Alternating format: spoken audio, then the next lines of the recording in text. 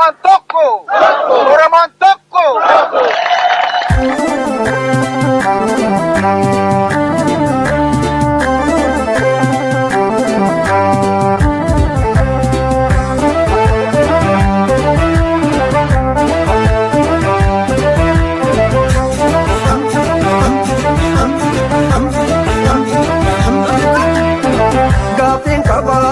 Gaafiin qaba, qeerroon gaafii qaba, eeyyan gaafii qaba. Nadii gammada mootichi qabsoo jalqabe keessuma bu'ee dhabame. Nutti miidhagii dhaloonni cinqame.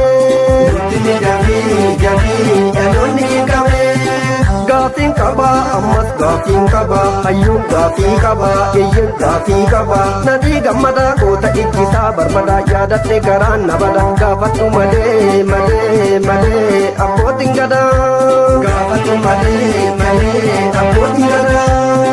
Gaafiin qaba, ammas gaafiin qaba, lammiin gaafii qaba, eeyyan gaafii qaba. Garaa gubannee nadhii gammadaa sidhamne shoroo keessadhaa jedhamne shiruma jaraatiin xaxamne.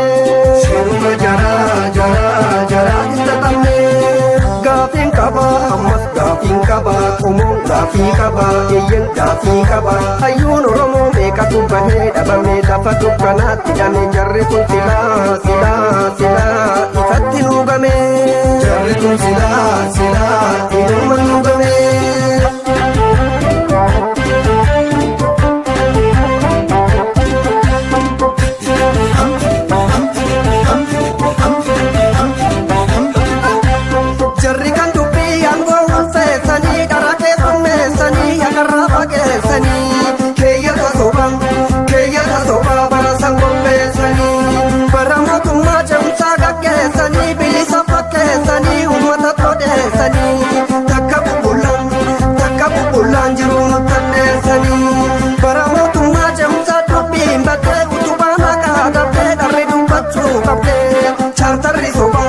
Chartarri sobaa maayii haqanan dhabde. Baratayitiif qamadii qopheessanii filannoo gaggeessanii korojoo tarreessanii. Kanniisa filuu nudinnaan liqeessanii. Shirri kan hoggaa digdanii torbaaf dabee nama meeqatu cabee mirgabbaa biyyaa dhabee. Abbicha shiraa ekiraanii yoo qabee.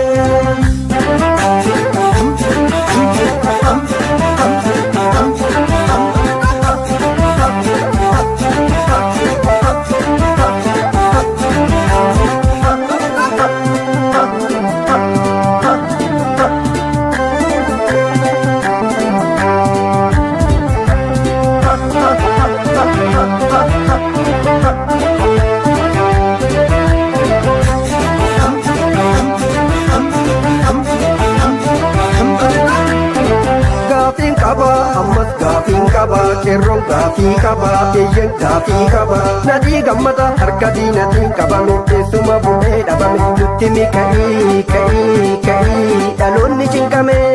Nutti miidhagii dhaloonni cinqame. Gaafiin qaba, ammas gaafiin qaba, qomoon gaafii qaba, eeyyan gaafii qaba.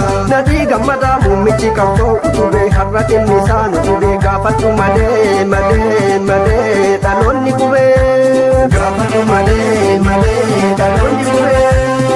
Gaafiin qaba, ammas gaafiin qaba, lammiin gaafii qaba, eeyyan gaafii qaba. Garaa kutatee sabni Oromoo gubatee qeerrotti garaa himatee fincila dhumaa tokkoome falmatee. Fincila dhumaa tokkoome falmatee. Gaafiin qaba, ammas gaafiin qaba, qeerroon gaafii qaba, eeyyan gaafii qaba. Nadii gammadaa gaafadhu dhaloonni qubee qeerrasa qabsoo utubee har'a kan nadii lammii mara dhibee.